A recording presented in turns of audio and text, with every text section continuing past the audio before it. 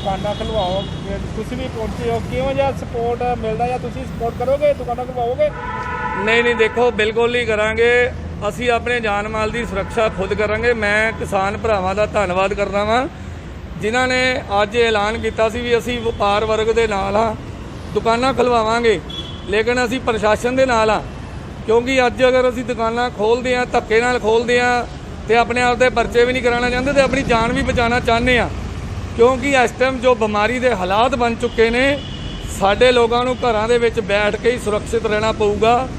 ਅਸੀਂ ਬਾਜ਼ਾਰ ਖੋਲ੍ਹ ਕੇ ਦੁਕਾਨਾਂ ਤੇ ਆ ਕੇ ਕਰਨਾ ਵੀ ਕੀ ਹੈ, ਸੜਕਾਂ ਖਾਲੀ, ਇੱਕ ਪੈਸੇ ਦਾ ਕਸਟਮਰ ਨਹੀਂ, ਬੇਵਜ੍ਹਾ 4-5 ਹਜ਼ਾਰ ਰੁਪਈਆ ਖਰਚਾ ਕਰਕੇ ਘਰ ਜਾਵਾਂਗੇ, ਉਸ ਤੋਂ ਬੈਟਰ ਹੈ ਘਰ ਬੈਠੀਏ। ਅਸੀਂ ਹਰ ਤਰ੍ਹਾਂ ਪ੍ਰਸ਼ਾਸਨ ਦੇ ਨਾਲ ਆ, ਸਰਕਾਰ ਦੇ ਨਾਲ ਆ। ਸਰਕਾਰ ਨੂੰ ਵੀ ਚਾਹੀਦਾ ਵਾ ਕਿ ਵਪਾਰ ਵਰਗ ਦਾ ਪੂਰਨ ਤੌਰ ਤੇ ਧਿਆਨ ਦਿੱਤਾ ਜਾਵੇ। ਜਿਹੜਾ ਸਵੇਰੇ 5 ਵਜੇ ਖੋਲ੍ਹਣ ਦਾ ਟਾਈਮ ਹੈ ਉਹਨੂੰ ਸ਼ਾਮ ਨੂੰ 5 ਵਜੇ ਕੀਤਾ ਜਾਏ। ਸਵੇਰੇ 5 ਵਜੇ ਕਿਸੇ ਨੇ ਨਾ ਤਾਂ ਦੁਕਾਨ ਖੋਲ੍ਹਣੀ ਹੈ ਤੇ ਨਾ ਕਿਸੇ ਕਸਟਮਰ ਨੇ ਆਉਣਾ ਹੈ। ਸਾਡੀ ਇਹ ਬੇਨਤੀ ਨੂੰ ਕਬੂਲ ਕੀਤਾ ਜਾਏ, ਨਹੀਂ ਤਾਂ ਪੂਰਨ ਤੌਰ ਤੇ ਲੋਕਡਾਊਨ ਲਗਾ ਦਿੱਤਾ ਜਾਵੇ। ਅਸੀਂ ਘਰ ਬੈਠ ਜਾਵਾਂਗੇ। 1% ਬੈਨੀਫਿਟ ਨਹੀਂ ਮਿਲੇਗਾ ਜੀ। ਲੋਕ 10 ਵਜੇ ਤੱਕ ਤਾਂ ਸੁੱਤੇ ਨਹੀਂ ਉੱਠਦੇ, ਘਰਾਂ ਚੋਂ ਨਹੀਂ ਨਿਕਲਦੇ। ਅਸੀਂ ਲੋਕ 10 ਵਜੇ ਤੱਕ ਕਸਟਮਰ ਦੀ ਵੇਟ ਕਰਾਂਗੇ, 11:30 ਵਜੇ ਦੁਕਾਨ ਬੰਦ ਕਰਕੇ ਘਰ ਚਲੇ ਜਾਵਾਂਗੇ। 4-5 ਹਜ਼ਾਰ ਰੁਪਈਆ ਮੁੰਡਿਆਂ ਦੀਆਂ ਤਨਖਾਹਾਂ ਦੇਵਾਂਗੇ, ਦਿਹਾੜੀਆਂ ਦੇਵਾਂਗੇ, ਜਿਨ੍ਹਾਂ ਨੂੰ ਬੁਲਾਵਾਂਗੇ, ਸਫਾਈਆਂ ਕਰਕੇ ਬਿਜਲੀ ਫੂਕ ਕੇ ਘਰ ਚਲੇ ਜਾਵਾਂਗੇ। ਉਸ ਤੋਂ ਬੈਟਰ ਹੈ ਬੰਦ ਹੀ ਰਹਿਣ। ਅਸੀਂ ਤਾਂ ਇਹ ਚਾਹੁੰਦੇ ਹਾਂ ਬੰਦ ਹੀ ਕਰਾ ਦਿਓ, ਪੂਰਨ ਤੌਰ ਤੇ ਬੰਦ। ਦੇਖੋ ਉਹਨਾਂ ਨੂੰ ਜਾਣਕਾਰੀ ਬਹੁਤ ਹੈ, ਲੇਕਿਨ ਜਿਹੜੇ ਸਾਡੇ ਹੀ ਵਪਾਰ ਮੰਡਲ ਦੇ ਲੋਕ ਰੋਲਾ ਪਾਉਂਦੇ ਨੇ ਬਾਜ਼ਾਰ ਖੁਲਵਾਓ, ਬਾਜ਼ਾਰ ਖੁਲਵਾਓ, ਬਾਜ਼ਾਰ ਖੁਲਵਾਓ। ਸਰਕਾਰ ਨੇ ਕਿਤੇ ਨਾ ਕਿਤੇ ਉਹਨਾਂ ਦੀਆਂ ਮੰਗਾਂ ਵੀ ਮੰਨੀਆਂ, ਉਹਨਾਂ ਵੱਲ ਵੀ ਧਿਆਨ ਦੇਣਾ, ਲੇਕਿਨ ਜਿਹੜਾ ਸਮੇਂ ਦਾ ਉਹਦੇ ਵਿੱਚ ਤਬਦੀਲੀ ਕੀਤੀ ਜਾਵੇ। ਲੋਕਾਂ ਨੂੰ ਇਸ ਚੀਜ਼ ਦੀ ਨਹੀਂ ਸਮਝ, ਕਿਉਂਕਿ ਸਵੇਰੇ 5 ਵਜੇ ਅਗਰ ਕੋਈ ਆਪਾਂ ਦੁਕਾਨਾਂ ਖੋਲ੍ਹਣ ਦੀ ਗੱਲ ਕਰਦੇ ਹਾਂ, 5 ਵਜੇ ਸਿਰਫ ਜਾਂ ਤਾਂ ਤੁਹਾਨੂੰ ਸਬਜ਼ੀ ਮੰਡੀ ਖੁੱਲ੍ਹੀ ਮਿਲੂਗੀ ਤੇ ਜਾਂ ਦੁੱਧ ਦਹੀਂ ਲੱਸੀ ਦੀਆਂ ਦੁਕਾਨਾਂ ਮਿਲਣਗੀਆਂ ਖੁੱਲ੍ਹੀਆਂ। ਕਿਸੇ ਨੇ ਵੀ ਰੈਡੀਮੇਡ ਕੱਪੜਾ ਖਰੀਦਣ ਨਹੀਂ ਆਉਣਾ 5 ਵਜੇ, ਨਾ ਹੀ ਕਿਸੇ ਨੇ ਮਨਿਆਰੀ ਖਰੀਦਣ ਆਉਣਾ, ਨਾ ਕਿਸੇ ਨੇ ਬੂਟ ਖਰੀਦਣ ਆਉਣਾ। ਇਸ ਕਰਕੇ ਅਸੀਂ ਚਾਹੁੰਦੇ ਹਾਂ ਵੀ ਜਾਂ ਤਾਂ ਪੂਰਨ ਤੌਰ ਤੇ ਬੰਦ ਕਰਾ ਦਿਓ ਜਾਂ ਸ਼ਾਮ ਨੂੰ ਖੁਲਵਾ ਦਿਓ।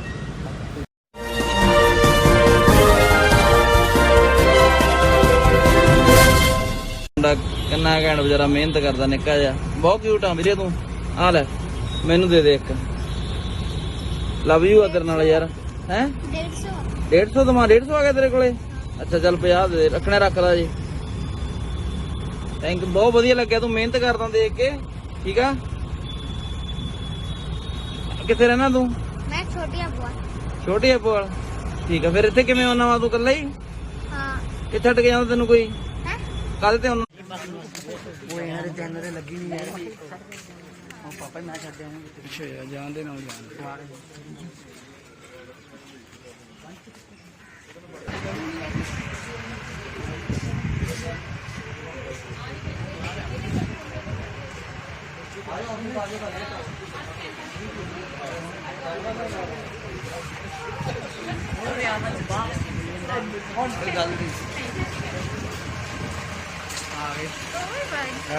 कैसे हो?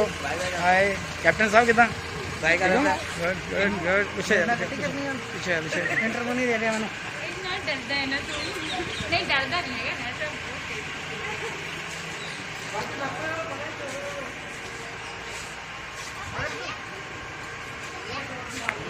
बाय बाय गाली।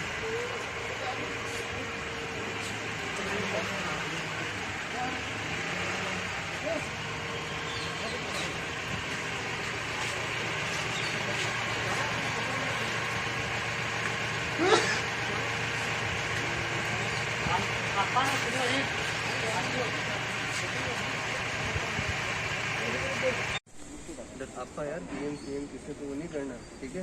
ਆਪਾਂ ਤੇ ਪੜ੍ਹਾਈ ਕਰਨੀ ਹੈ ਔਰ ਸਾਰਿਆਂ ਨੂੰ ਬਿਲਕੁਲ ਚੰਗੇ ਤਰੀਕੇ ਨਾਲ ਫੇਸ ਕਰਨਾ, ਹੱਸ ਕੇ ਸਮਾਈਲ ਕਰਦਾ ਰਹੇਗਾ। ਸਮਾਈਲ ਕਰ, सारे आपने तेरे प्यार करने के अच्छा होना, ठीक है ना? फोन करके बहुत प्यार करने का तुमसे स्कूल और तक सीए भी तेरी गल होनी ना, प्यार करने का छात्र करनी तू कर जा छात्र नहीं करना। ਤੇ ਹੋਰ ਸੁਣ, ਸ਼ਰਮਾਂਦਾ ਕਿਵੇਂ? ਸਾਡੇ ਨਾਲ ਤੇਰੀ ਵਾਕਫੀ ਹੈ। ਜੇ ਤੈਨੂੰ ਕੋਈ ਗੱਲ ਕਹੇ ਤਾਂ ਆ ਕੇ ਸਾਨੂੰ ਦੱਸ ਦਿਆ ਕਰ। ਇਹ ਤੂੰ ਦਫ਼ਤਰ ਦੇਖ ਹੀ ਲਿਆ, ਠੀਕ ਹੈ? ਐਸਐਚਓ ਸਾਹਿਬ ਨੂੰ ਤੂੰ ਜਾਣਦਾ, ਇਹਨਾਂ ਨੂੰ ਵੀ ਜਾਣਦਾ, ਮੈਨੂੰ ਵੀ ਜਾਣਦਾ, ਠੀਕ ਹੈ? ਤੇ ਸਾਰਿਆਂ ਨਾਲ ਤੇਰੀ ਵਾਕਫੀ ਹੈ। ਦੱਸ, ਇੰਨੀ ਵਾਕਫੀ ਤਾਂ ਕਿਸੇ ਦੀ ਨਹੀਂ ਹੁੰਦੀ। ਤੇ ਕੋਈ ਮਨ ਚ ਗੱਲ ਹੈ ਤਾਂ ਕਹਿ ਦੇ ਮੈਨੂੰ। ਕੱਲੇ ਨੂੰ ਕਹਿਣਾ ਚਾਹੁੰਦਾ, ਕੱਲੇ ਨੂੰ ਕਰ, ਆਪਾਂ ਕੱਲੇ ਕਰਦੇ ਆ ਜਾ ਆ ਜਾ ਆ ਜਾ। ਸਤਿ ਸ਼੍ਰੀ ਅਕਾਲ ਬੇਟਾ, ਸਤਿ ਸ਼੍ਰੀ ਅਕਾਲ। ਸ਼੍ਰੀ ਅਕਾਲ।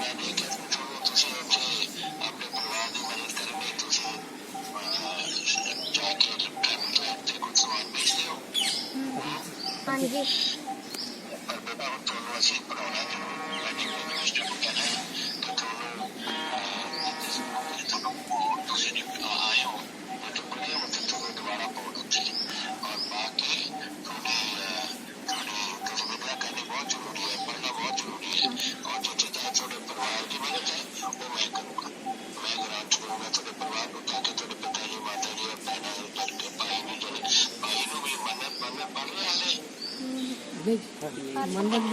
ਨਹੀਂ ਜੀ ਨਹੀਂ ਪੜ੍ਹ ਚੁੱਕਾ ਮੇਰਾ ਭਰਾ ਪੜ੍ਹ ਚੁੱਕਾ ਵਾ।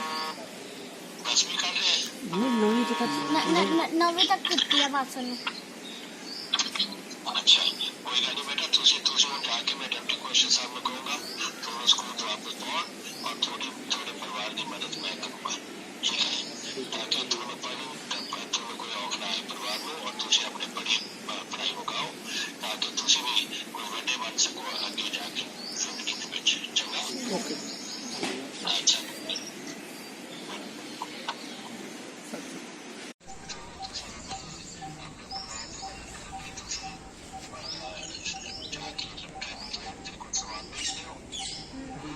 ਹਾਂਜੀ।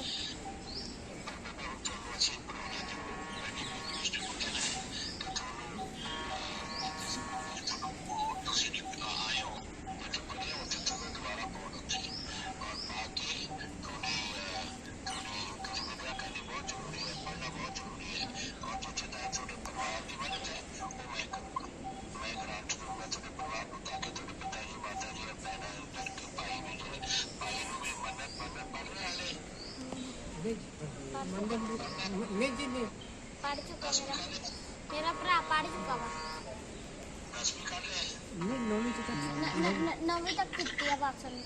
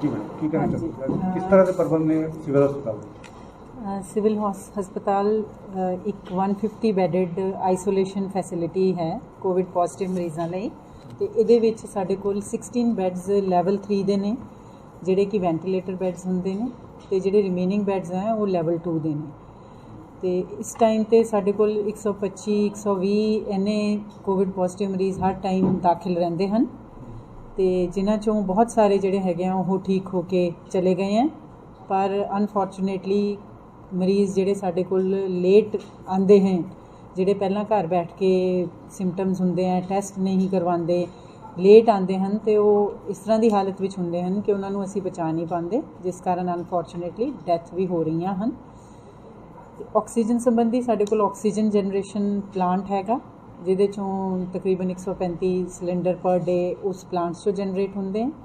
ਬਾਕੀ ਡਿਸਟ੍ਰਿਕਟ ਐਡਮਿਨਿਸਟ੍ਰੇਸ਼ਨ ਦੇ ਥਰੂ ਸਾਨੂੰ 150 ਸਿਲੰਡਰ ਜਿੰਨੀ ਸਾਡੀ ਹੋਰ ਰਿਕੁਆਇਰਮੈਂਟ ਹੈ ਉਹ ਸਾਨੂੰ ਐਡਮਿਨਿਸਟ੍ਰੇਸ਼ਨ ਦੇ ਥਰੂ ਸਿਲੰਡਰ ਪ੍ਰੋਵਾਈਡ ਹੋ ਰਹੇ ਹਨ।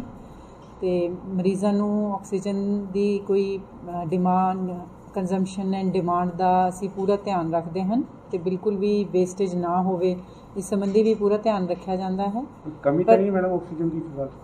ਜਿੰਨੀ ਲੋੜੀਂਦੀ ਆਕਸੀਜਨ ਹੈ ਉਨੀ ਪ੍ਰੋਵਾਈਡ ਕੀਤੀ ਜਾ ਰਹੀ ਹੈ ਮਰੀਜ਼ਾਂ ਨੂੰ। ਬਾਕੀ ਅਸੀਂ ਆਪਣੇ ਸਟਾਫ ਨੂੰ ਵਾਰ-ਵਾਰ ਕਹਿੰਦੇ ਵੀ ਰਹਿੰਦੇ ਹਾਂ ਵੀ ਬਿਲਕੁਲ ਆਕਸੀਜਨ ਦੀ ਵੇਸਟੇਜ ਨਾ ਕੀਤੀ ਜਾਵੇ, ਕਿਉਂਕਿ ਆਕਸੀਜਨ ਅੱਜ ਕੱਲ੍ਹ ਇੱਕ ਤਰ੍ਹਾਂ ਸੋਨੇ ਦੇ ਬਰਾਬਰ ਹੈ ਔਰ ਬਹੁਤ ਮੁਸ਼ਕਿਲ ਨਾਲ ਜਿੰਨੀ ਸਾਰੀ ਸਟੇਟ ਦੀ ਡਿਮਾਂਡ ਹੈ ਉਹ ਪੂਰੀ ਹੁੰਦੀ ਹੈ। ਇਸ ਕਰਕੇ ਅਸੀਂ ਮਤਲਬ ਜਿੰਨੀ ਡਿਮਾਂਡ ਹੈ ਉਨੀ ਹਲੇ ਸਾਨੂੰ ਐਡਮਿਨਿਸਟ੍ਰੇਸ਼ਨ ਰਾਹੀਂ ਪ੍ਰੋਵਾਈਡ ਕੀਤੀ ਜਾ ਰਹੀ ਹੈ। ਲੋਕਾਂ ਨੂੰ ਕਿਸ ਤਰ੍ਹਾਂ ਦਾ ਤੁਸੀਂ ਦੱਸਣਾ ਚਾਹੋਗੇ ਕਿ ਬਚਾਓ ਕਰਨ ਵਾਸਤੇ ਕੀ ਕਰਨਾ ਚਾਹੀਦਾ? ਲੋਕਾਂ ਨੂੰ ਬਚਾਓ ਕਰਨ ਲਈ ਉਹੀ ਜਿਹੜਾ ਬਾਰ-ਬਾਰ ਅਸੀਂ ਦੁਹਰਾਉਂਦੇ ਹਾਂ ਕਿ ਆਪਣੀ ਸੋਸ਼ਲ ਡਿਸਟੈਂਸਿੰਗ ਔਰ ਹੱਥ ਬਾਰ-ਬਾਰ ਵਾਸ਼ ਕਰਨੇ, ਮਾਸਕ ਜ਼ਰੂਰ ਪਾਉਣੇ ਹਨ ਤੇ ਜਦੋਂ ਸਿੰਪਟਮਸ ਆਉਂਦੇ ਹਨ ਆਪਣੇ ਆਪ ਨੂੰ ਟੈਸਟ ਕਰਵਾਉਣਾ ਹੈ ਤੇ ਜੇ ਬਿਮਾਰ ਹੁੰਦੇ ਆ ਤਾਂ ਹਸਪਤਾਲ ਦੇ ਵਿੱਚ ਜਾ ਕੇ ਡਾਕਟਰ ਨੂੰ ਜ਼ਰੂਰ ਦਿਖਾਉਣਾ ਹੈ। ਤੇ ਜੇ ਆਪਾਂ ਇਹ ਸਾਰੀਆਂ ਸਾਵਧਾਨੀਆਂ ਵਰਤਾਂਗੇ ਫਿਰ ਹੀ ਆਪਾਂ ਇਸ ਵੇਵ ਤੋਂ ਬਚ ਸਕਦੇ ਹਾਂ, ਨਹੀਂ ਤਾਂ ਇਹ ਵੇਵ ਬਹੁਤ ਸਟਰੋਂਗ ਹੈ। ਤੇ ਵੈਕਸੀਨੇਸ਼ਨ ਜਿਨ੍ਹਾਂ ਨੇ 45 ਤੋਂ ਪਲੱਸ ਸਰਕਾਰ ਲਗਾ ਰਹੀ ਹੈ ਤੇ ਉਹਨਾਂ ਸਾਰਿਆਂ ਨੂੰ ਵੈਕਸੀਨੇਸ਼ਨ ਵੀ ਲਗਵਾਉਣਾ ਚਾਹੀਦਾ। ਸਰ ਕੁਝ ਮੈਡਮ ਗਲਤ ਬਿਆਨੀਆਂ ਵੀ ਪੈ ਰਹੀਆਂ ਕਿ ਵੈਕਸੀਨੇਸ਼ਨ ਕਰਾਉਣ ਨਾਲ ਦਿੱਕਤਾਂ ਆ ਰਹੀਆਂ, ਬੁਖਾਰ ਚੜ੍ਹਦਾ ਜਾਂ ਉਹਦੇ ਬਾਰੇ ਕੀ ਕਿਸ ਤਰ੍ਹਾਂ ਦੀ ਅਫਵਾਹ ਠੀਕ ਹੈ ਕਿ ਨਹੀਂ? ਵੈਕਸੀਨੇਸ਼ਨ ਲਗਵਾਉਣ ਤੋਂ ਬਾਅਦ ਬਹੁਤ ਮਾਈਨਰ ਸਾਈਡ ਇਫੈਕਟਸ ਜਿਹੜੇ ਹੈਗੇ ਆ, ਬੁਖਾਰ ਜਾਂ ਬੋਡੀ ਦੇ ਏਕਸ, ਉਹ ਆਣੇ ਨਾਰਮਲ ਹੈ। ਪਰ ਆਲਮੋਸਟ ਆਪਾਂ 5 ਲੱਖ ਤੋਂ ਵੀ ਜ਼ਿਆਦਾ ਵੈਕਸੀਨੇਸ਼ਨ ਲੁਧਿਆਣੇ 'ਚ ਲਗਾ ਚੁੱਕੇ ਹਾਂ, ਕਿਸੇ ਨੂੰ ਕੋਈ ਮੇਜਰ ਸਾਈਡ ਇਫੈਕਟ ਨਹੀਂ ਆਇਆ। ਤੇ ਇਸ ਕਰਕੇ ਸਾਰਿਆਂ ਨੂੰ ਇਹ ਅਪੀਲ ਕਰਦੇ ਹਾਂ ਕਿ ਵੈਕਸੀਨੇਸ਼ਨ ਜ਼ਰੂਰ ਲਗਵਾਉਣਾ ਚਾਹੀਦਾ ਹੈ। ਡਾਟਾ ਵੀ ਇਹੀ ਕਹਿੰਦਾ ਕਿ ਜਿਹੜੇ ਵੈਕਸੀਨੇਟਡ ਵਾਲੇ ਮਰੀਜ਼ ਹੈ ਉਹਨਾਂ ਨੂੰ ਸਿੰਪਟਮਸ ਘੱਟ ਸੀਵੀਅਰ ਹੁੰਦੇ ਆ, ਉਹਨਾਂ ਨੂੰ ਇਹ ਬਿਮਾਰੀ ਘੱਟ ਹੁੰਦੀ ਹੈ। ਮਤਲਬ ਮਰੀਜ਼ਾਂ ਲਈ ਸਾਰੇ ਪ੍ਰਬੰਧ ਤੁਸੀਂ ਮੰਨਦੇ ਹੋ ਪੂਰੇ ਸਿਵਲ ਹਸਪਤਾਲ ਵਿੱਚ? ਹਾਂਜੀ, ਸਾਡੇ ਕੋਲ ਹੁਣ ਐਡਮਿਨਿਸਟ੍ਰੇਸ਼ਨ ਨੇ ਅਸੀਂ ਮੈਨ ਪਾਵਰ ਵੀ ਹੋਰ ਰੱਖੀ ਹੈ, ਸਟਾਫ ਨਰਸਾਂ ਵੀ ਰੱਖੀਆਂ ਹਨ, ਡਾਕਟਰਾਂ ਦੀ ਵੀ ਡਿਊਟੀਆਂ ਲੱਗੀਆਂ ਹਨ, ਡਾਕਟਰ ਰੱਖੇ ਵੀ ਹਨ। ਐਡਮਿਨਿਸਟ੍ਰੇਸ਼ਨ ਨੇ ਸਾਡਾ ਪੂਰਾ ਸਾਥ ਦਿੱਤਾ ਤੇ ਸਾਡਾ ਸਾਰਾ ਸਟਾਫ ਦਿਨ ਰਾਤ ਲੱਗਿਆ ਹੋਇਆ ਹੈ ਮਰੀਜ਼ਾਂ ਨੂੰ ਠੀਕ ਕਰਨ 'ਚ, ਉਹਨਾਂ ਦੀ ਸੇਵਾ ਕਰਨ 'ਚ।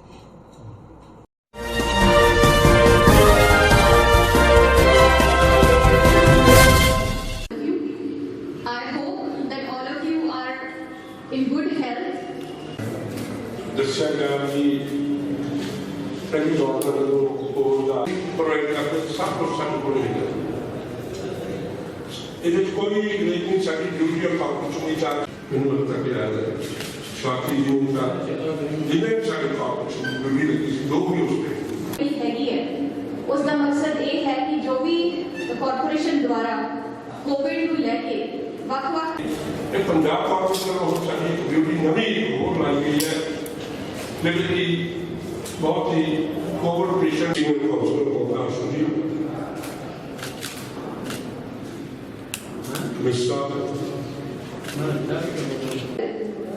with the permission of my worthy seniors.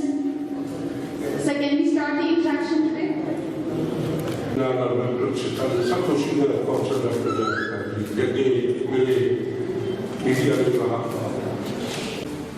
ਸਾਡੇ ਸਿਵਲ में तो बहुत भी जरा स्टाफ उनकी जिन्होंने अनाज बनाया की ड्यूटी लगी स्कूल तक ਹੁਣ ਵੀ ਕੋਵਿਡ ਦੀ ਜਿਹੜੀ ਉਸ ਵੇਲੇ ਮਾਨਸਿਕ ਸਾਨੂੰ ਮਨੀਸ਼ ਸਾਰੇ ਇੰਡੀਆ ਦੇ ਵਿੱਚ Is there any I would ask, I would request worthy mayor to kindly brief the media. ਜਿਹੜੇ ਮੁਸਪਲ ਕਾਰਪੋਰੇਸ਼ਨ ਲੁਧਿਆਣਾ ਵੱਲੋਂ ਕੋਵਿਡ-19 ਦੇ ਵਿੱਚ ਜਿਹੜੀਆਂ ਐਕਟੀਵਿਟੀਜ਼ ਮੁਸਪਲ ਕਾਰਪੋਰੇਸ਼ਨ ਕਰ ਰਹੀ ਹੈ, very hard working officers of the government, print and electronic media ਤੋਂ ਆਏ ਮੇਰੇ ਫਰੈਂਡਸ। ਸਾਰੀ ਸੜਕਾਂ, ਸਾਰੇ ਬਾਜ਼ਾਰ ਬੰਦ ਸੀਗੇ, ਲੋਕ ਬਾਹਰ ਨਹੀਂ ਘੁੰਮਦੇ ਸੀ। ਹੁਣ ਅਸੀਂ ਲੋਕਾਂ ਦਾ ਵੀ ਦੇਖਣਾ ਹੈ ਕਿ ਕਿਸੇ ਨੂੰ ਉਹ ਦਵਾਈ ਖਰਾਬ ਨਾ ਕਰੇ। ਇਸ ਕਰਕੇ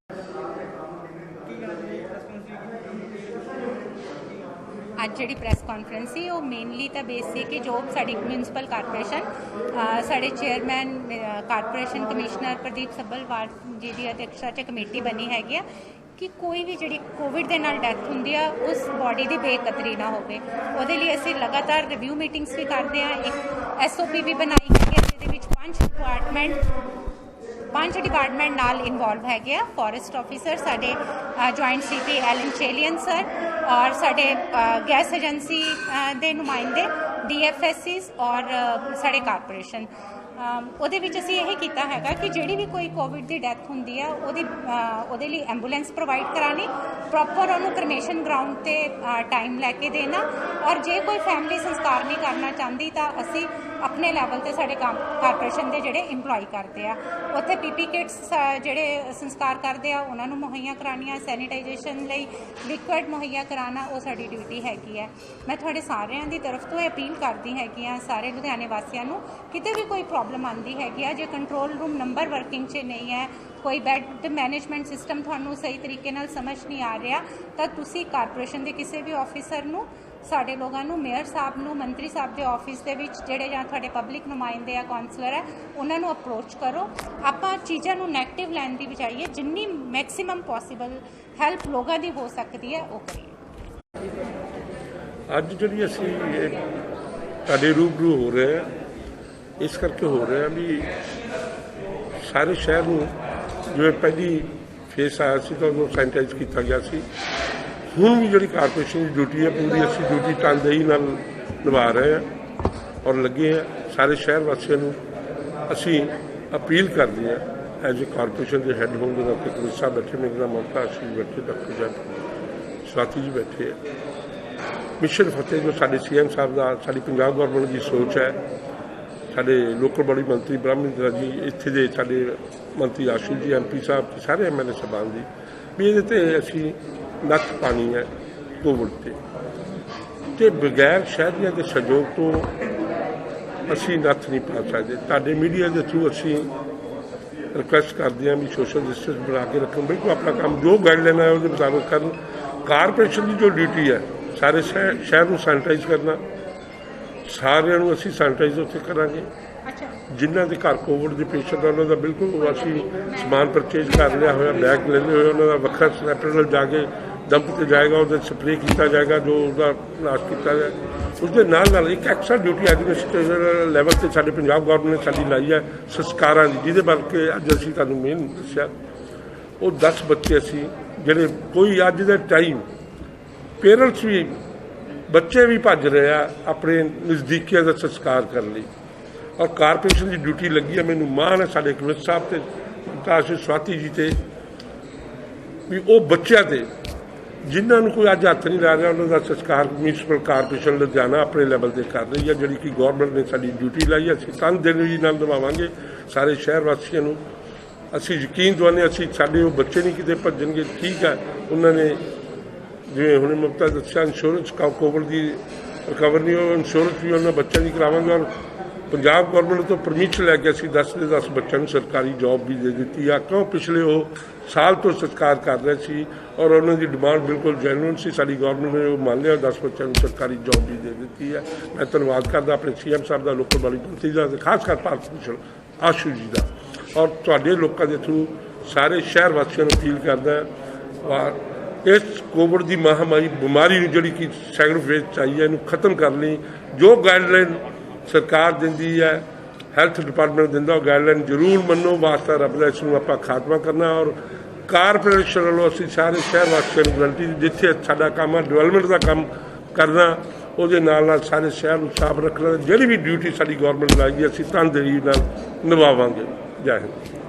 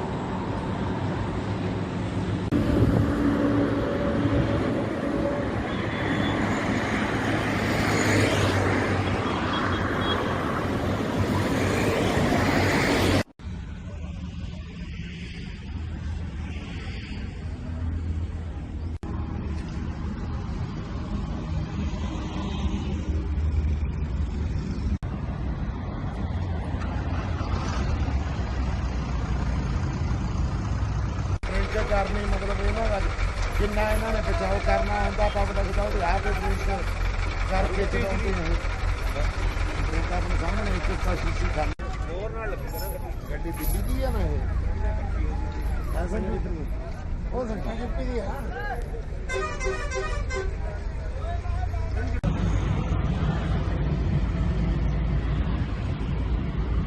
ਰਾਹੁਲ ਬਾਕੀ ਜੀ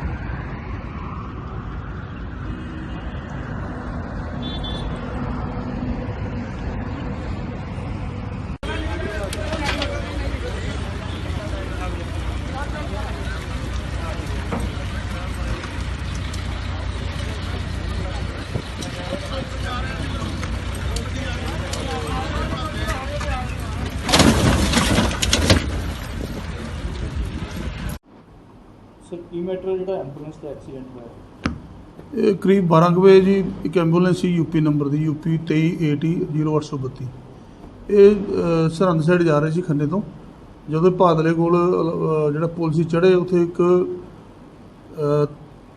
ਪਾਣੀ ਦਾ ਟੈਂਕਰ ਸੀ ਤੇ ਜਿਹਦਾ ਨੰਬਰ ਸੀ PV08DW9313 ਉਹ ਖੜਾ ਹੋਣ ਕਰਕੇ ਇਹਨਾਂ ਨੂੰ ਸ਼ਾਇਦ ਐਂਬੂਲੈਂਸ ਦੇ ਡਰਾਈਵਰ ਨੂੰ ਨਹੀਂ ਪਤਾ ਲੱਗਿਆ ਉਹ ਪਿੱਛੇ ਜਾ ਕੇ ਸਟਕ ਵਿੱਚ ਲੱਗੇ ਤੇ ਮੌਕੇ ਤੇ ਡਰਾਈਵਰ ਦੀ ਡੈਥ ਹੋ ਗਈ। ਜਿਹੜਾ ਡਰਾਈਵਰ ਸੀਗਾ ਉਹਦਾ ਨਾਮ ਸੀਗਾ ਕਰਨੈਲ ਚੰਦ ਕੈਲਾਸ਼ ਚੰਦ ਸਨ ਆਫ ਪਰਵਾਰੀ ਲਾਲ ਵਾਸੀ ਵਜੀਰਾਬਾਦ ਉਮਰ ਉਹਦੀ 50 ਸਾਲ ਸੀ। ਤੇ ਐਂਬੂਲੈਂਸ ਸੀ ਕਿੱਥੇ ਦੀ? ਐਂਬੂਲੈਂਸ ਯੂਪੀ ਦੀ ਸੀ ਜੀ ਯੂਪੀ ਨੰਬਰ ਸੀ UP 23800832 ਤੇ ਕਿੱਥੇ ਤੋਂ ਕਿੱਥੇ ਜਾ ਰਹੀ ਸੀ ਪਤਾ? ਇਹ ਉਧਰ ਜਾ ਰਹੀ ਯੂਪੀ ਜਾ ਰਹੀ ਸੀ ਜੀ ਇੱਧਰੋਂ ਲੁਧਿਆਣਾ ਸਾਈਡ ਤੋਂ। ਇੰਸਪੈਕਟਰ ਜਿੱਦਾਂ ਕਿ ਸਰਕਾਰ ਨੇ ਹਦਾਇਤਾਂ ਦਿੱਤੀਆਂ ਹੋਈਆਂ ਕਿ ਬਾਹਰਲੇ ਬੰਦੇ ਨਹੀਂ ਆਉਣਗੇ ਵਿਦਆਊਟ ਕੋਵਿਡ ਟੈਸਟ ਕੀ ਐਂਬੂਲੈਂਸ ਉਹ ਪੰਜਾਬ 'ਚ ਕਿਉਂ ਆਈ ਹੈ? ਦੇਖੋ ਜੀ ਇਹ ਤਾਂ ਹੁਣ ਵੈਰੀਫਾਈ ਕਰਾਂਗੇ ਕਿਉਂਕਿ ਪਿੱਛੋਂ ਆ ਰਹੀ ਸੀਗੀ ਹੋ ਸਕਦਾ ਕੋਈ ਪੇਸ਼ੈਂਟ ਲੈ ਕੇ ਆਏ ਹੋਣ DMC ਵਗੈਰਾ ਤੇ ਉਹ ਸਾਰਾ ਵੈਰੀਫਾਈ ਕਰ ਲੈਣਾ ਕੋਈ ਦਿੱਕਤ ਨਹੀਂ। ਇੱਕ ਤਾਂ ਬੰਦੇ ਦੀ ਡੈਥ ਹੋ ਗਈ ਜਿਹੜਾ ਨਾਲ ਸੀ ਉਹਦਾ ਕੈਲੰਡਰ ਜਿਹਦੇ ਬਿਆਨ ਤੇ ਅਸੀਂ ਪਰਚਾ ਦਿੱਤਾ ਸੰਜੀਵ ਕੁਮਾਰ ਸੀਗਾ ਸਨ ਆਫ ਰੋਸ਼ਨ ਲਾਲ ਵਾਸੀ ਦਿੱਲੀ। ਕਿਸ ਚੀਜ਼ ਦਾ ਪਰਚਾ ਦਰਜ ਕਰ ਰਹੇ ਸੀ ਅਸੀਂ ਸਰ ਇਹ ਐਕਸੀਡੈਂਟ ਦਾ ਜੀ 283 304 ਤੇ 427।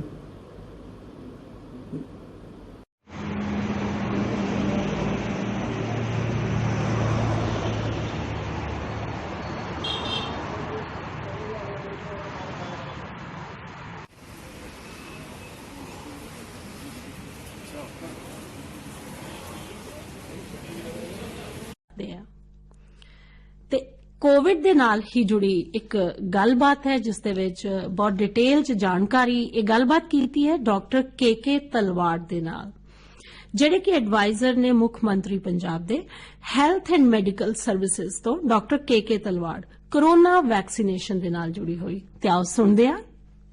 ਇਹ ਬੜਾ ਡਿਫਿਕਲਟ ਟਾਈਮ ਹੈ ਜਿਹੜਾ ਕਿ ਆਪਾਂ ਇਹਦੇ ਵਿੱਚ ਅੱਜ ਕੱਲ ਇਹ ਟਾਈਮ 'ਚ ਜਿਹੜਾ ਬੀਤ ਰਿਹਾ ਹੈ। ਤੁਸੀਂ ਦੇਖੋ ਪਹਿਲਾਂ ਤਾਂ ਮੈਂ ਮੰਨਦਾ ਲੋਕੀ ਸੋਚਦੇ ਸੀ ਕੋਈ ਬਿਮਾਰੀ ਨਹੀਂ ਪਰ ਹੁਣ ਤੁਸੀਂ ਰੋਜ਼ ਦੇਖੋ ਟੀਵੀ ਤੇ ਕੀ ਹਾਲ ਹੁੰਦਾ ਦਿੱਲੀ ਦਾ ਕੀ ਹਾਲ ਹੈ ਬਾਕੀ ਸ਼ਹਿਰਾਂ ਦਾ ਕੀ ਹਾਲ ਹੈ ਲੋਕੀ ਕਿਵੇਂ ਤੰਗ ਹੈ। ਤਾਂ ਇਹ ਸੋਚਣਾ ਕਿ ਬਿਮਾਰੀ ਨਹੀਂ ਤਾਂ ਬੜਾ ਗਲਤ ਹੈ ਤਾਂ ਕਿ ਆਪਾਂ ਨੂੰ ਹੁਣ ਟਾਈਮ ਨਹੀਂ ਹੈ ਸੋਚਣਾ ਜ਼ਰੂਰ ਚਾਹੀਦਾ ਹੈ ਕਿ ਇਹ ਖਤਰਨਾਕ ਬਿਮਾਰੀ ਹੈ ਔਰ ਜੋ ਵੀ ਇਹਦੇ ਤਰੀਕੇ ਹੈਗੇ ਇਹ ਤੋਂ ਬਚਣ ਦੇ ਸਾਨੂੰ ਕਰਨੇ ਚਾਹੀਦੇ ਜੋ ਗਵਰਨਮੈਂਟ ਨੇ ਕਰਨਾ ਉਹ ਗਵਰਨਮੈਂਟ ਜ਼ਰੂਰ ਕਰਨਾ ਚਾਹੀਦਾ ਹੈ और जो लोगों ने करना है क्योंकि इस बीमारी का यही है कि ये आदमी तो स्प्रैड होती है। तो जेडे तरीके हैं कि इनू स्प्रैड ना होने दिता जाए वो आप अगर करांगे तो आप भी बच जाएंगे तो बाकियों भी बचा लांगे। आप इस मुसीबत तो जल्दी बाहर आ सकते हैं अगर आप वो ਤਰੀਕੇ ਨੂੰ ਪੂਰੀ ਤਰ੍ਹਾਂ ਅਪਣਾਈਏ। ਹੁਣ ਜਿਹੜਾ ਪਹਿਲਾ ਤਰੀਕਾ ਨਾ, ਜੋ ਬਾਰ-ਬਾਰ ਕਿਹਾ ਜਾ ਰਿਹਾ ਹੈ ਕਿ ਮਾਸਕ ਪਹਿਨੋ, ਕਿਉਂਕਿ ਮਾਸਕ ਦਾ ਪਹਿਨਣ ਦਾ ਮਤਲਬ ਕੀ ਹੈ? ਮਤਲਬ ਇਹ ਹੁੰਦਾ ਹੈ ਕਿ ਜਦੋਂ ਕਿਸੇ ਨੇ ਮਾਸਕ ਪਹਿਨਿਆ ਹੋਵੇ, ਅਗਰ ਚਾਹੇ ਉਹਦੇ ਅੰਦਰ ਬਿਮਾਰੀ ਹੈ, ਉਹਨੂੰ ਪਤਾ ਵੀ ਨਹੀਂ, ਕਿਉਂਕਿ 70-80% ਲੋਕ ਹੁੰਦੇ ਆ ਜਿਨ੍ਹਾਂ ਨੂੰ ਪਤਾ ਨਹੀਂ ਹੁੰਦਾ ਕਿ ਮੈਨੂੰ ਵਾਇਰਲ ਇਨਫੈਕਸ਼ਨ ਹੋਈ ਹੈ। तो अगर मास्क पहने है, जो बोलते हैं, जो वायरस बाहर आता है, बोलते हैं, खांसी करते हैं, तो अगर मास्क पहने हुए है तो वायरल जो वायरस की जी क्वांटिटी बाहर आएगी बड़ी घट आएगी। हुण अगर तुसीं वो सामने वधदे हो, अगर तुहाने भी मास्क पहने हुए है तो जो वायरस तुहाडे अंदर जाएगा वो बहुत घट जाएगा, शायद ना भी जाए, वो थोड़ा घट जाएगा, तो तुहानूं वो ज्यादा इन्फेक्ट नहीं कर सकता।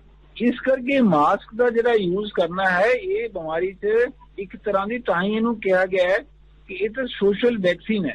और अगर आप ये देखो, कई ऐसे देश हैं जिथे के मास्क पहनने का कोई रिवाज है। थाईलैंड देख लो, जापान च, कोरिया च, हांगकांग, सिंगापुर, तुसी इन्हां देशां नूं देखो तो उत्थे बीमारी होई भी घट है और मौतां भी घट हुई हैं, क्योंकि उन्होंने सारिਆਂ ਨੂੰ मास्क पहनने का रिवाज है पहला तो ही, वो कुछ सालों तो ही मास्क वैसे ही पहनते हैं। तो मेरा कहने का मतलब है कि आपको समझना चाहिए, हम मास्क जरूर पहनिए, और अगर सामने कोई नहीं पहनते उन्होंने समझाया जाए, मास्क नूं प्रॉपरली पहनिया जाए, जिवें दिखाया कई बारी मुंह भी कवर होवे, नक भी कवर होवे। अच्छा, फिर दूसरा है, जब तुसीं किते जाओगे जिथे लोग इकट्ठे होए हैं, जिथे लोग इकट्ठे होणगे, जिहड़ा भी इन्फेक्शन हो दूसरे नूं स्प्रेड करेगा, ते ऐसे कट च ना जाओ।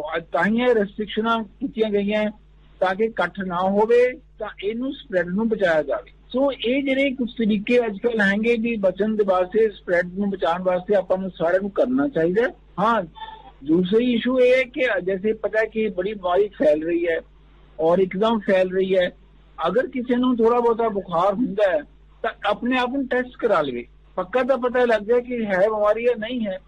की होंदा है कि तुसीं सोचदे कोई गल नहीं, बुखार आया और हट जाएगा, एक क्रोसिन की गोली खा लो, तो ये नहीं, इस बीमारी का आप इस तरह का करांगे तो गलती है। बिकॉज ये बीमारी की खोज चीज है, ये पहले 7-8 दिन होंगे ना, 10 दिन कह लो, वो बड़े खतरनाक होंगे, उस वेले एकदम बन सकती है।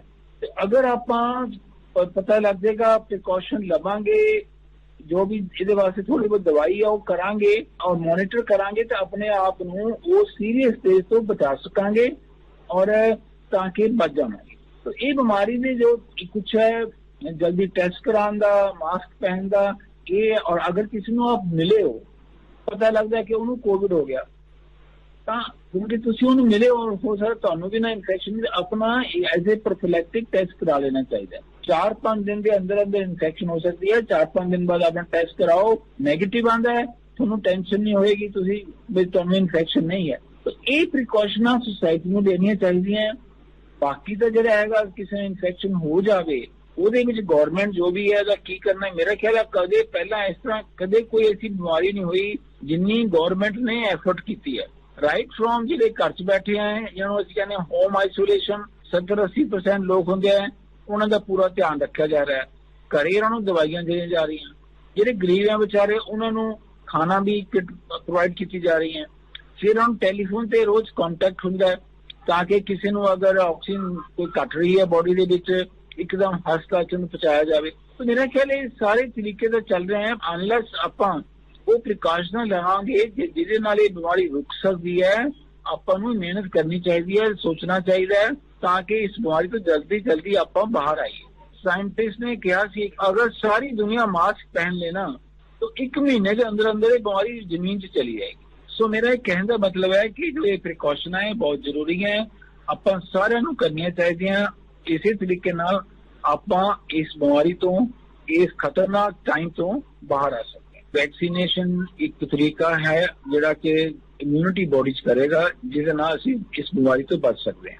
और ये क्या है कि जब 70-80% लोगों को वैक्सीनेट हो जाएंगे तो फिर वो इहदा इन्फेक्शन का स्प्रेड बहुत घट जाता है। तो इस करके वैक्सीनेशन बहुत जरूरी है। ताही गवर्नमेंट ऑफ इंडिया ने देखो ये जनवरी एंड शुरू की है, तो पहला हैल्थ वर्करां नूं जिहड़े कि ज्यादा चांस है बदन दे तकलीफ होंदे, मतलब मरीजां नूं डील करते हैं, फ्रंट लाइन वर्कर सी, फिर आया 3rd फेज भी तुसीं जिहड़े 60 ਤੋਂ ਉੱਪਰ हैं सारे, बिकॉज वो ज़्यादा वल्नरेबल होंगे, अगर इन्फेक्शन हो जाए तो सीरियस हो सकते हैं। 45 ਤੋਂ ਉੱਪਰ इस तरह गवर्नमेंट ऑफ इंडिया ने फेज बना के खासे लोगों को वैक्सीनेशन हो चुकी है, पर अपना आबादी बहुत ज़्यादा है। तो हुण जी ABC आवाज के ਜਿਹੜੇ यंग लोग हैं 45 ਤੋਂ नीचे हैं, 18 ਤੋਂ 45 ਦੇ ਵਿੱਚ हैं, ਤੇ ਉਹਨਾਂ ਨੂੰ ਵੀ ਵੈਕਸੀਨ ਦੇਣੀ ਚਾਹੀਦੀ ਹੈ, ਬਿਕॉज ਉਹੀ ਜ਼ਿਆਦਾ ਇਨਫੈਕਟ ਹੁੰਦੇ ਆ ਔਰ ਸਪਰੈਡ ਵੀ ਕਰਦੇ ਆ। ਇਹ ਹੁਣ ਗਵਰਨਮੈਂਟ ਆਫ ਇੰਡੀਆ ਨੇ ਅਲਾਉ ਕਰ ਦਿੱਤਾ, ਪਰ ਉਹ ਥੋੜਾ ਇਸ਼ੂ ਇਹ ਆ ਰਿਹਾ ਹੈ अवेलेबिलिटी ऑफ वैक्सीन। हाले अपने देश से 2 वैक्सीन अप्रूव हुई हैं, तीसरी स्पुतनिक भी हो गई है, वो बाहरों आनी है। प्रोडक्शन जी है जितनी भी हो रही है उन सारी, तो इस करके थोड़ा इसी डिले जरूर है, पर मैं सोचता जब तक ये वैक्सीनेशन प्रॉपरली नहीं मिलती या अपने जो ध्यान रखते रहो, मास्क पहनते रहो ताकि इससे बचा जाए। बट मेरा ख्याल आहिस्ता आहिस्ता हूँ बाहरलियां वैक्सीन भी अप्रूव हो गई हैं, वो भी बाहरों आन गया, कि मेरे ख्याल नैक्सट 3-6 महीनों के अंदर अंदर वैक्सीनेशन वाला जड़ा हैगा सिलसिला खासा फर्क पड़ेगा। ज्यादा लोगों च भी खासी समझ आ गई है, हरेक ही चाहता है कि मैं वैक्सीनेशन करा ला अपने आप में। एक चीज होर है, जी वैक्सीनेशन तो बाद ना कई बार इन्फेक्शन हो सकती है। कई लोग देखते होने, देखो जी उन्हें तो वैक्सीनेशन भी की थी, फिर इन्फेक्शन होगी, ये हो जाता है। पर वो जे हो जाए वैक्सीनेशन तो बाद एक कहते हैं कि ये बीमारी सीरियस नहीं होंगी, मौत नहीं होंगे, थोड़ी बहुत ही सिम्टम होंगे बाहर आ जाते। तो इस करके वैक्सीनेशन का जरा बहुत जरूरी है। जिदा भी टाइम आ रहा है अपने कोशिश करो अपने आप को वैक्सीनेट जरूर करवाओ। हाँ, ये जी लिमिटेशन है और गवर्नमेंट ऑफ पंजाब ने तो देखो डिसीजन लिया कि फ्री दती जाएगी यंगर लोगों भी, सो पूरी प्लान बन गई है और वैक्सीन वास्ते ऑर्डर भी हो गया है। आज जदों भी आएगी आस्ता आस्ता एक करेक्ट स्ट्रेटेजी भी बन गया, पहला किन देनी है, नंबर 2 पे किन देनी है, नंबर 3 पे किन देनी है, सो दैट एक आस्ता आस्ता सब ज्यादा वल्नरेबल पहला दती जाए, फिर दूसरा, ताकि जितनी डोज आंदी जाएगी उस तरह है जी। वैक्सीनेशन बारे मैं कुछ होर कहना चाहवागा कि आजकल थोड़ा जा ना लोगों को लग रहा कई बार ये सोशल मीडिया से अफवाह चलती हैं कि जी शराब पीने नाल वायरस मर जाता है। देखो ये बड़ा गलत है। वैक्सीनेशन बारे जी एडवाइस दी जाती है, आम मतलब ये थोड़ा बाहर की थोड़ा साइंटिफिक इंफॉर्मेशन ही है कि कोशिश करो कि वैक्सीनेशन को 2 दिन पहला भी ना लीवर लो और 2 दिन बाद भी अवॉइड करो, क्योंकि ये जी शराब के नाल जी बॉडी की अपनी इम्यूनिटी जी कि वैक्सीनेशन ने जाके जिसनों स्टिमुलेट करना है या उन्होंने कहना भी जरा एंटीबॉडी बनावे इस वायरस के अगेंस्ट, अगर थोड़े शराब के ना ओदी जी फंक्शन की पावर है घट जाती है। सो मैं ये भी एडवाइस करांगा कि लोगों को जरूरी ध्यान रखन। और वैसे भी अल्कोहल इस पैंडेमिक ठीक नहीं है, ये बॉडी की अपनी इम्यूनिटी अपनी ताकत ये वायरस में लड़न वास्ते घट जाती है। ਉਹਦੇ ਨਾਲ अगर किसी ऐसा आदत है ज्यादा शराब पीने की, उन्होंने इन्फेक्शन होने भी चांसेस ज्यादा है और उन्होंने ज्यादा कॉम्प्लीकेशन होने भी ज्यादा है चांसेस। सो ये नॉलेज करके थोड़ा जहा लोगों को चाहिए, बिकॉज मैं देखता है कि जो ये लॉकडाउन जब शुरू होंगे लोग एकदम लैना लग जाए शराब की दुकानों के बाहर, पता नहीं की चीज है। हो सकता है तुम घरे बैठे हो, सारे लोग स्ट्रेस्ड हैं, कोई बहुत लोग तंग टाइम तो जा रहे हैं, किसी की नौकरियों का भी सवाल होया है, किसी दुकाना बंद हुई हैं। तो पर यह कि करिए कि आपां वो तरीके नहीं करने चाहिए जिहदे नाल होर नुकसान होवे। आपां ये लड़ाई जी है हिम्मत नाल लड़नी पैगी और ਜਿਹੜੇ तरीके अच्छे हैं जिन्हें तरीके ना अपने आप इतो बाहर असर आपको करना पड़ेगा। तो मैं कहूँगा कि वैक्सीनेशन जल्दी आ जाएगी, स्टेट के विच प्लान हो चुकी है। मेरा ख्याल है 3 महीनों के अंदर अंदर अच्छा शुरू हो जाएगा और ये टाइम पे लगेगा। एक तो है कि 18 साल तो उम्र तो हाले नहीं लगाना, बिकॉज जिहड़ियां वैक्सीन अवेलेबल हैं उन्होंने हाले वो यंग लोगों से टेस्ट नहीं हुई, तो आप कह नहीं सकते कि उन्होंने इन्हां दी सेफ्टी कितनी है, इफेक्टिवनेस कितनी है। फिर एक डाटा नहीं है प्रेगनेंट वुमन या लैक्टेटिंग जिहड़े अपना बच्चा होया है उनकी पिला रही हैं, तो वो फेज हाले ना लगाओ।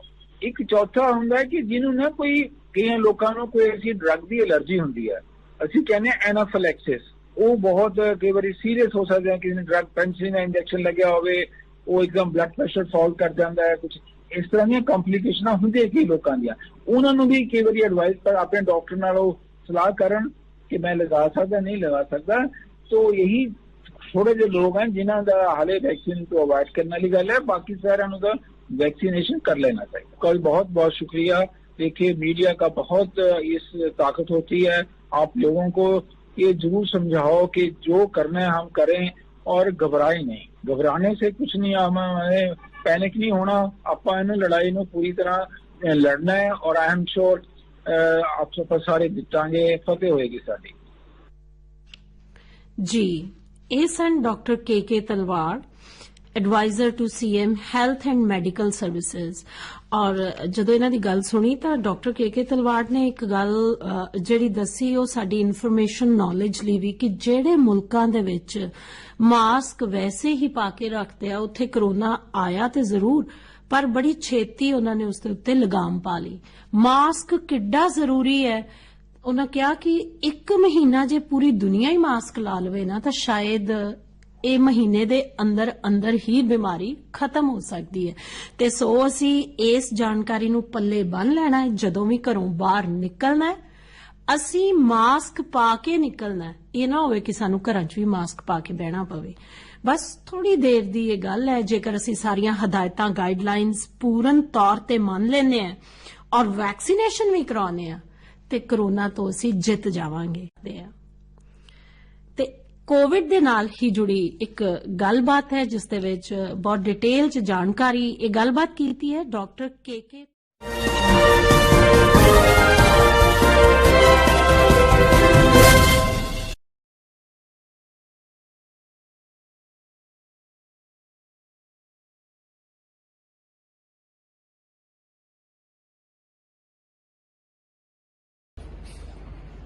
कल कमिश्नरेट पुलिस लुधियाना में बहुत बड़ी अहम कामयाबी मिली है जो कि एक गिरोह के ड्रग का धंधा कर रहे थे, चिड़िया गोलियों का धंधा करने वाले 2 मैंबर जो एंबूलेंस के जरिए एंबूलेंस को जरिया बना के इस कोविड पैंडेमिक का फायदा लैके धंधा कर रहे थे। 2 बंदे इन्होंने फड़े गए हैं।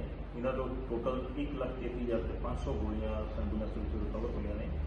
इन्होंने स्पैशल इस पर्पज लिए ही एंबूलेंस खरीदी थी कि सानू कोविड के दौरान सेफ पैसेज मिलेगा कि पुलिस कितने भी एंबूलेंस नहीं रोकेगी। इस ऑपरेशन इन्होंने अपनी स्कीम के तहत एंबूलेंस ने ऑपरेशन अपने शुरू किए। बड़े काउंटर इंटैलीजेंस की टीम और साढ़े कमिश्नर लुधियाना की एंटी नारकोटिक्स की टीम ने बड़ी मुस्तैदी इस ऑपरेशन को सर अंजाम दिता है। इन्होंने फड़े गए भैणी साहब चौक के कोलों रिकवर हुई है, एंबूलेंस रिकवर हुई है, गोलियां रिकवर हुई। इन्होंने 2 सानू इन्होंने बंदे पकड़े गए, करमजीत सिंह उर्फ वर्मा और एक इंद्रजीत सिंह बिट्टू। 2 साथी जोड़े कि इन्होंने पिछे ये बंदे मोरे गड्डी लैके ले जाने वाले या छड्डन वाले थे। 2 बंदे जो पिछे जो सारा चला रहे थे वो बंदे अजे फरार ने। उन्होंने भी जल्दी फड़ के इन्हों की पूरी सप्लाई चेन कितों आ रही थी, कितने ड्रग जानी थी, सारी असीं एक्सपोज करांगे और उन्होंने जल्दी रिमांड होर भी अहम खुलासे होने की उम्मीद है।